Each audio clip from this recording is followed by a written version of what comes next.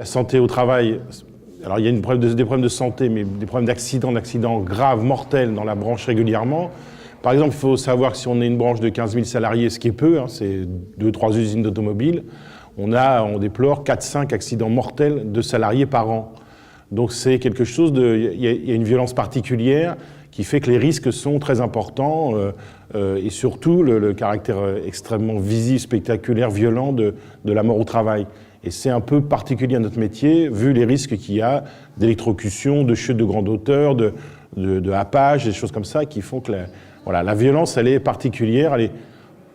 La chance et la malchance d'être médiatisée, c'est-à-dire que souvent ça renvoie à des scènes publiques, c'est-à-dire l'ascenseur, l'espèce d'objet dont on se sert tous les jours et où il y a d'un seul coup, comme j'ai pu le voir par exemple ici, les Moulineaux, une gaine qui est entièrement arrosée de sang parce qu'un technicien a eu la tête à moitié coupée sur le toit de cabine. Donc voilà, il y a cette mise sur la place publique du travail et de sa violence. Il n'y a plus d'apprentissage de la profession. Alors souvent je résume ça comme ça, c'est-à-dire que avant, on entrait dans la profession comme dépanneurs ou monteurs, souvent sans qualification, mais il y avait un gros travail d'apprentissage, de prise en main de ce que c'est qu'un ascenseur. Alors moi je dis souvent, pour résumer, un ascenseur aujourd'hui, par exemple, les jeunes qui arrivent avec Bac plus 1, 2, 3 en électronique, en informatique, ils sont abattables sur le maniement du clavier, toucher sur des boutons, ça n'a pas de problème. Mais ce qu'ils ne se rendent pas compte, c'est que c'est un ascenseur, c'est 1 tonne ou 2 tonnes de ferraille. Et que ça, c'est pas en mettant un ordinateur pour l'arrêter que ça marche. Hein. Quand la tonne de ferraille elle est lancée, qu'elle vous tombe dessus, comme c'est arrivé, ou que 2 ascenseurs, je veux dire, on a beau être très fort en électronique, très fort en informatique, il y a une dimension qui aujourd'hui n'est plus pesée par, alors c'est pas les vieux contre les jeunes, mais il y a une manque de prise en compte de la réalité du danger qui est liée essentiellement à soit des chutes de grande hauteur, hein, le gars qui tombe de 5 ou 10 niveaux, ou soit le gars qui est pris par la cabine ou écrasé dessus ou dessous. Et ça, c'est une dimension d'appréhension du risque qui est très difficile à acquérir. Moi, je dis souvent, il faut 5 ans et puis il faut avoir fait tous les métiers de la profession pour se rendre compte où est le vrai danger. Bon, parce que alors je dis pas que l'électrocution faut sous-estimer, je dis pas que le bobo, la coupure faut sous-estimer, hein, parce que les employés ils se sentent là-dessus. Mais ce qui est vraiment le risque fondamental de la profession, ça c'est cette tonne ou ces 2 tonnes de ferraille qui se promènent et qu'on n'arrête pas ni avec la main, ni avec le pied, ni avec un clavier d'ordinateur. C'est cette dimension-là qui est perdue et c'est profondément culturel. C'est-à-dire que c'est au-delà du manuel de sécurité, c'est au-delà des consignes, c'est au-delà du port de l'EPI. C'est comment on se rend compte des risques réels et les plus importants qu'il y a dans la profession. Donc la justice, là-dedans, elle dit souvent, il n'y a pas de responsable.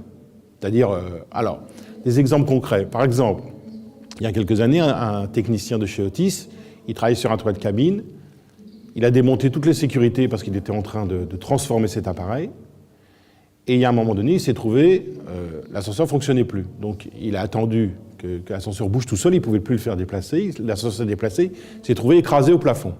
Mort sur le coup, c'est à Colombes. On a monté le dossier avec l'avocat, la famille et tout ça. On a eu beaucoup de mal à faire reconnaître que si le salarié s'était mis en danger, c'est parce qu'il était d'abord tout seul et qu'il n'avait pas d'autre solution pour s'en sortir.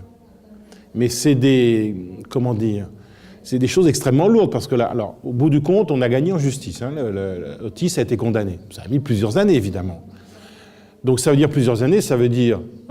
moi, j'ai travaillé beaucoup avec la femme du salarié décédé. C'est une usure mentale terrible, une mise en question. C'est-à-dire, mon mari n'a pas pu faire ça. Ça, c'est terrible parce qu'il faut que... Alors, moi, en plus, en tant que technicien, je sais que les gens, ils ont fait un truc qu'il ne fallait pas faire. Donc, il faut que j'arrive à faire passer le message à cette dame, une veuve, des enfants, enfin, je peux sans faire de pathos, mais faire passer que oui, son mari a fait une connerie, mais s'il a fait une connerie, c'est parce qu'on l'a mis en situation de faire cette erreur. Et qu'à partir de là, il faut faire condamner l'employeur parce qu'il a mis le salarié dans la situation de se mettre en danger. Alors ça, en justice, c'est à peu près indémerdable. Parce que le premier jugement, ça a été ça. C'était le technicien a enlevé les sécurités, donc c'est de sa faute. On a commencé par perdre comme ça. Il a fallu reconstruire. Alors, je ne parle pas des experts judiciaires qui sont dans le système, hein, qui disent ça. Ils disent qu'il s'est mis en danger. Bon, bien sûr, il y a des circonstances extérieures, mais il s'est mis en danger, donc voilà. Il va être condamné. Et effectivement, au début, on a été condamné.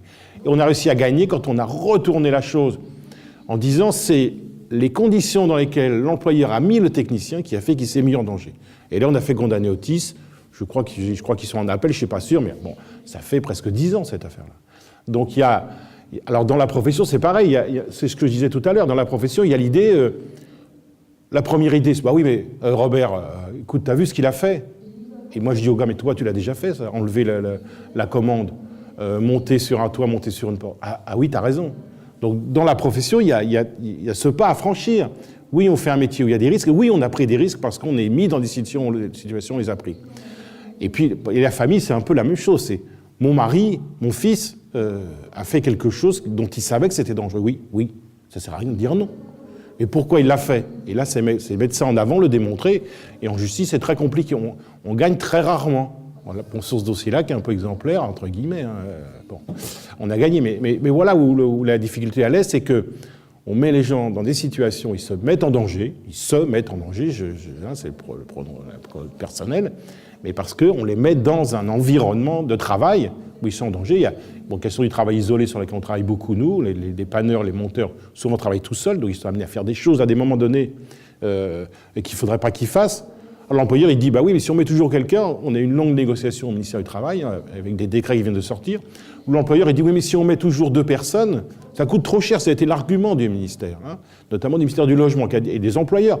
Même les employeurs, ils étaient presque, bon, un peu faux cul, mais le ministère du Logement, c'est lui qui a défendu l'idée en disant, bah oui, mais vous vous rendez compte, combien vont payer les gens dans les logements sociaux, grosso modo c'est ça, combien vont payer les gens dans les logements sociaux si on met 2 techniciens tout le temps? Et en plus, je me souviens, le gars, il disait, mais de toute façon, si ça passe, le travail à 2, on fera appel devant toutes les justices, le conseil constitutionnel, enfin bon. Et donc une pression économique à la fois sourde, mais immense, en disant, voilà, si on vous donne des conditions de travail dans lesquelles vous mettrez moins en danger, bah ça coûtera trop cher. C'est au bout du compte, l'argumentation, le cercle est fermé, la boucle est bouclée.